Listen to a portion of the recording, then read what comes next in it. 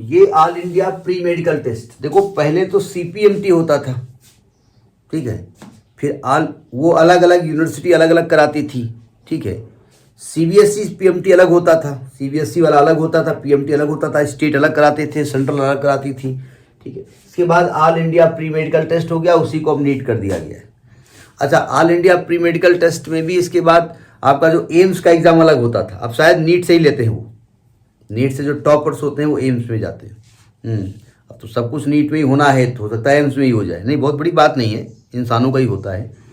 Question ये कह रहा है कि 2 सिमिलर स्प्रिंग्स हैं P और Q, ठीक है, और उनके जो फोर्स कांस्टेंट हैं KP और KQ हैं, और KP KQ के इक्वल है। पहले ही कहा गया कि स्प्रिंग के जो फोर्स कांस्टेंट है P का KP मान लिया गया है और Q का KQ मान लिया गया, और ये कहते हैं फोर्स कांस्टेंट KP का इक्वल है। चलिए ठीक है, तो कहते हैं they are stressed first by the same amount. मतलब पहले उसको स्ट्रेच किया गया। स्ट्रेच किया किस तरीके से किया कि भाई हम दोनों स्प्रिंग में चाहे फोर्स अलग अलग लगा दें, लेकिन सेम डिस्टेंस हम इलोंगेट करेंगे, यानी उसकी लंबाई में सेम हमने अमाउंट बढ़ाया, और दूसरे केस में सेम फोर्स लगाया। अब देखिए, अगर आपको 2 स्प्रिंग घसीटनी है, ठीक है, एक स्प्रिंग आपको दे दी हमने, जो साकर में स्प्रिंग होती है ना, गाड़ी में साकर पड़े होते हैं, तो एक स्प्रिंग दे दी हमने आपको प्लेटिना की, और एक दे दी बुलेट की, और दोनों से हमने कहा दोनों को 2 सेंटीमीटर बढ़ाओ, तो जो प्लेटिना को घसीटेगा वो कम फोर्स लगा के घसीट लेगा, और बुलेट वाले पसीना निकल आएगा, ठीक है। तो यानी कि पहले केस में जो हमको सेम लंबाई बढ़ानी थी तो फोर्स अलग अलग लगाने पड़े होंगे ना,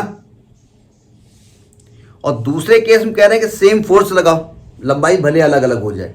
तो दोनों ही केस में जो वर्क डन है उनका रिलेशन बताना है। तो पहले फर्स्ट केस हम लेके चलना है।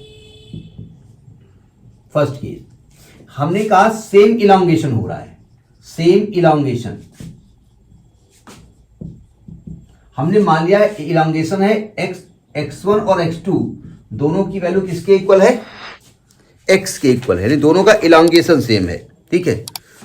तो जब आप किसी स्प्रिंग को घसीटोगे तो क्या स्प्रिंग आसानी से घसीट जाएगी? आपने कहा ए स्प्रिंग घसीट जाओ, बोले हाँ चाची ले घसीट गए।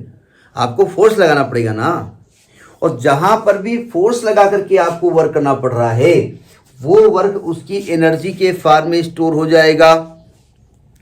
तो अगर आपको x डिस्टेंस इलोंगेट करना है तो बताइए एनर्जी कितनी उसमें स्टोर होगी? हाफ kx² होता है ना, तो kx बोले तो x तो सेम है ना, तो kpx² हो जाएगा? नहीं हो जाएगा, x सेम है ना। और q में कितनी एनर्जी स्टोर होगी? Half kq into x²। तो अगर मैं दोनों में रिलेशन निकालना चाहूं तो मैं wp और wq को मैं डिवाइड करता हूं, तो जब डिवाइड करोगे तो हाफ x² कट जाएगा, तो आएगा kp/kq। अच्छा, चूंकि आप जानते हैं कि kp की वैल्यू kq से बड़ी है, तो इधर का अगर न्यूमरेटर बड़ा है तो इधर का भी बड़ा होगा। तो इसका मतलब ये हो गया कि पहले केस में p की एनर्जी q की एनर्जी से बड़ी होगी। Have you got it?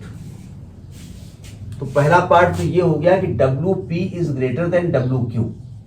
अब जरा समझिएगा, अगर आपने कैलकुलेशन सही किया है और आपके आंसर में ये ऑप्शन दिया है एक पार्ट में, और ये आंसर ऐसा किसी और में नहीं है, तो वही सही हो गया।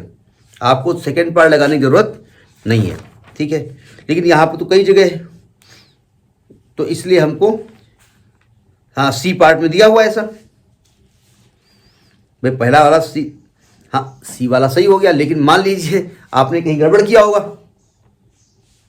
तो कम से कम सेकेंड पार्ट आपको कवर तो करा ले जाएगा ना। मतलब अगर आप कंफर्म है कि नहीं हम तो इंटेलिजेंट है तो अच्छी बात है। सेकेंड केस कह रहा है कि भाई फोर्स आप सेम लगाओ, इलांगेशन कम हो ज्यादा हो नहीं मतलब।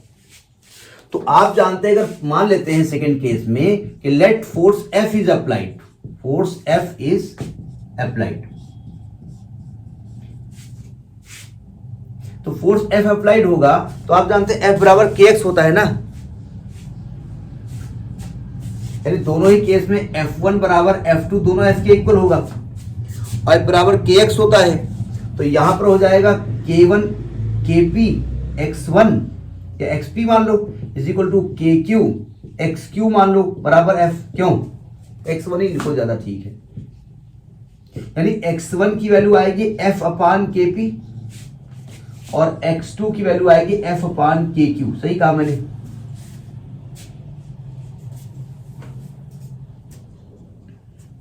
अब आप W निकालो। WP क्या होगा? हाफ के x1 स्क्वायर के पी।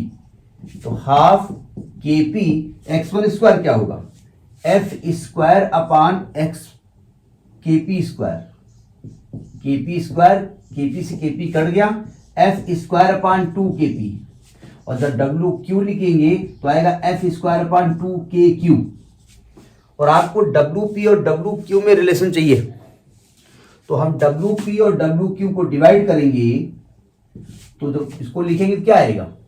एफ स्क्वायर अपान 2 के P into F square upon 2 के क्यू। तो ये एफ स्क्वायर कट गया, 2 कट गया, तो आ गया के क्यू अपान के पी। यहां उल्टा हो रहा है।